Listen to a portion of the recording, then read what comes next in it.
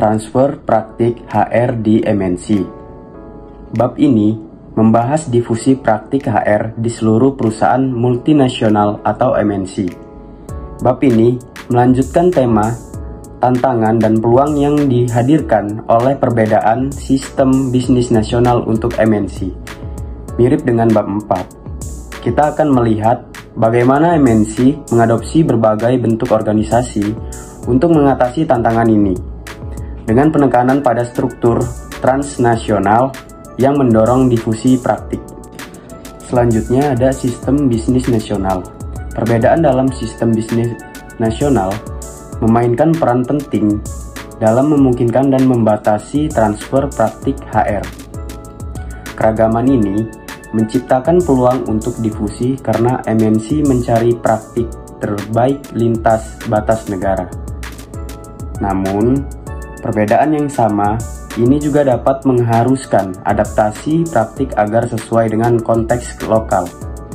Difusi dalam MNC bahkan dapat memengaruhi dan mengubah sistem bisnis nasional itu sendiri. Selanjutnya ada peran sistem bisnis nasional. Sistem bisnis nasional suatu negara berperan penting dalam transfer praktik HR.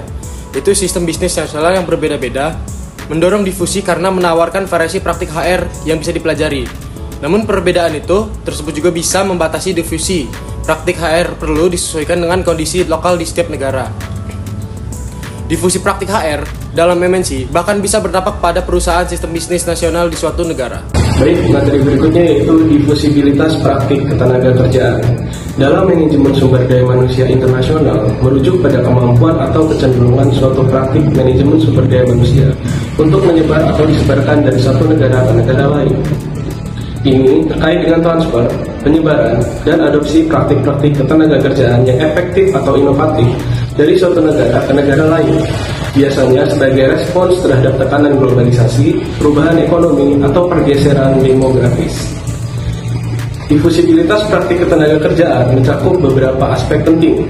Yang pertama ada mobilitas pekerja. Difusibilitas mencerminkan sejauh mana pekerja dapat bergerak antara berbagai posisi, industri, atau wilayah geografis.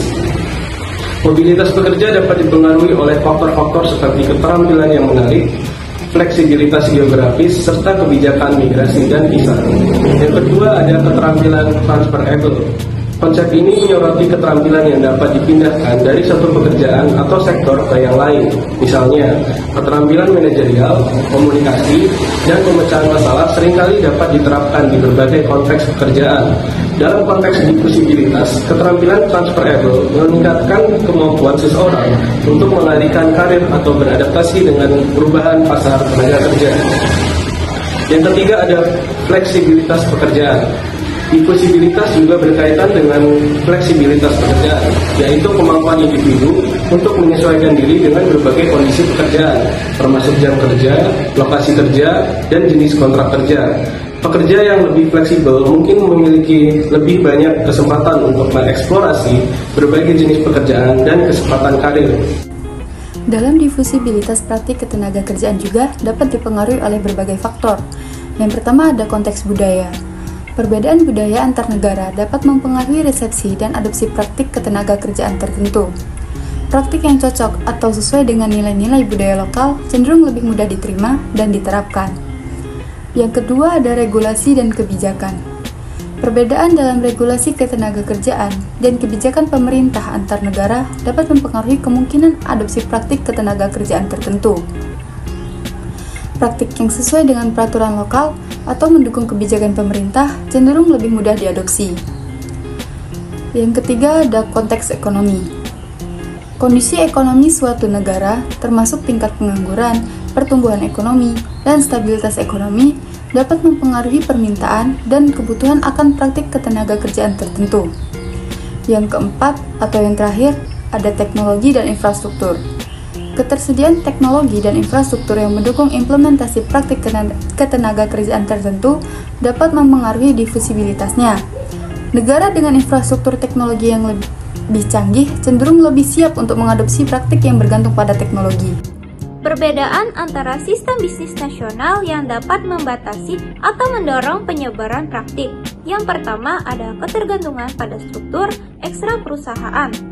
Praktik HR tertentu dapat sangat tergantung pada props atau pendukung ekstra perusahaan di negara asalnya, seperti regulasi hukum, institusi pasar tenaga kerja, dan nilai-nilai budaya yang mempengaruhi hubungan ketenaga kerjaan. Tingkat ketergantungan ini mempengaruhi sejauh mana praktik tersebut dapat beroperasi di lingkungan yang berbeda. Kemudian yang kedua ada perbedaan antara sistem bisnis nasional.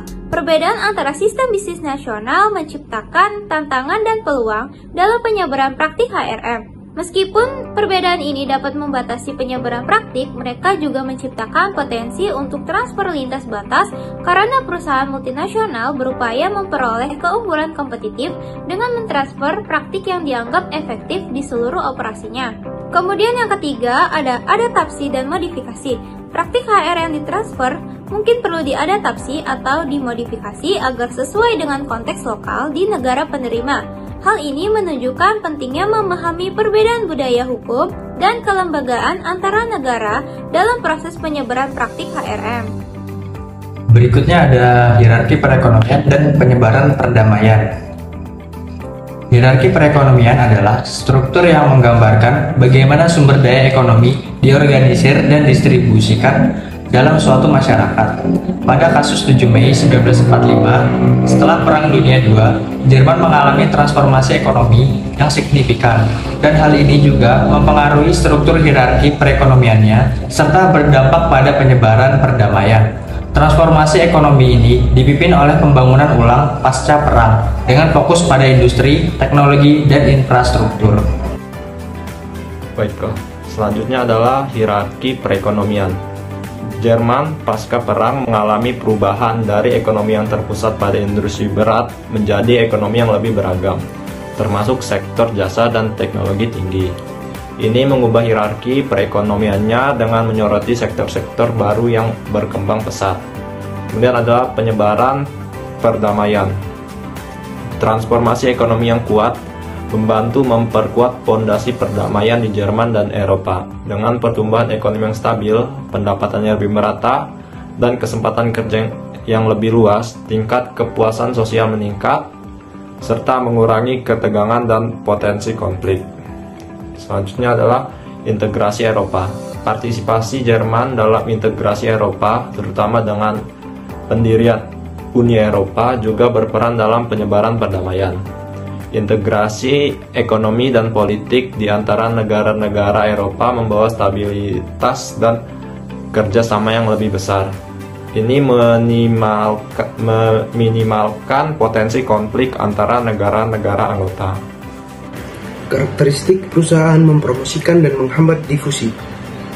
Dalam literatur tentang difusi praktik dalam perusahaan multinasional, temuan-temuan seringkali bervariasi atau bahkan kontradiktif. Sebagai contoh, penelitian di Irlandia menunjukkan perbedaan pendekatan perusahaan multinasional asing dengan perusahaan lokal dalam praktik ketenaga kerjaan. Hal ini disebabkan oleh faktor integrasi perusahaan, di mana perusahaan yang kurang terintegrasi cenderung memiliki sedikit intensif untuk mentransfer praktik lintas batas. Beberapa perusahaan multinasional memiliki sifat yang terintegrasi yang memungkinkan mereka mencapai sinergi lintas batas. Baik, selanjutnya yaitu karakteristik perusahaan mempromosikan dan menghambat difusi. Integrasi dapat berupa segmentasi, di mana setiap unit operasi melakukan bagian yang berbeda dari proses produksi atau replikasi, di mana unit operasi serupa dibuat di seluruh negara.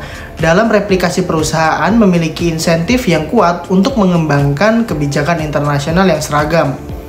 Pendekatan struktural untuk mengidentifikasi faktor-faktor yang mempromosikan atau menghambat transfer praktik lintas batas fokus pada karakteristik organisasi utama. Sementara pendekatan politik menyoroti cara aktor organisasi memanfaatkan kekuatan mereka untuk memajukan kepentingan mereka sendiri dalam proses difusi. Materi selanjutnya yaitu proses difusi. Proses difusi dalam manajemen perusahaan multinasional sangat penting untuk mentransfer praktik-praktik yang sukses ke seluruh operasi internasional mereka. Kantor pusat perusahaan dapat menggunakan mekanisme formal seperti pertemuan rutin dan konferensi, kelompok kerja, dan gugus tugas untuk untuk menyatukan para pelaku dari seluruh perusahaan multinasional. Namun, mentransfer keahlian melalui arsitektur formal jaringan dapat sulit karena manajemen di tingkat anak perusahaan mungkin ingin mempertahankan kemandirian mereka dan memblokir difusi keahlian dari kantor pusat. Namun, manajer kantor pusat juga memiliki sumber kekuasaan untuk mengatasi resistensi di tingkat lokal dan memastikan difusi praktik. Oleh karena itu, banyak perusahaan multinasional mencoba mempengaruhi praktik ketenaga kerjaan melalui cara yang lebih informal, seperti penggunaan staf kunci yang memiliki pengalaman dan pengetahuan tentang praktik organisasi tertentu. Dalam rangka melakukan difusi praktik-praktik yang sukses, perusahaan multinasional perlu mempertimbangkan berbagai faktor, seperti resistensi dari manajemen lokal, kekuatan dan kelemahan manajer lokal, serta kekuasaan manajer kantor pusat dalam mengatur praktik-praktik di seluruh perusahaan. Kesimpulannya, sistem bisnis nasional berperan penting dalam transfer praktik HR, terutama dalam konteks transfer pengetahuan praktik bisnis antara perusahaan multinasional (MNC). Pengetahuan dan praktik bisnis dapat ditransfer antar negara dan dijalankan secara efektif oleh perusahaan multinasional. Ini melibatkan pemahaman terhadap pola-pola utama dalam arah transfer jenis MNC yang paling mungkin melakukan diskusi dan proses terjadinya diskusi. Hal tersebut menyoroti pentingnya integrasi antar perusahaan multinasional dengan isu-isu praktek lintas batas.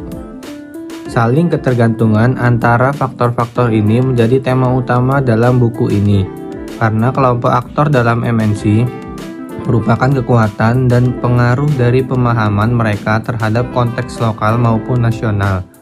Perusahaan multinasional besar memiliki potensi untuk membentuk evolusi sistem nasional. Ini menunjukkan bahwa perusahaan multinasional tidak hanya mempengaruhi praktik bisnis global, tetapi juga memiliki dampak yang signifikan pada struktur dan kebijakan ekonomi nasional.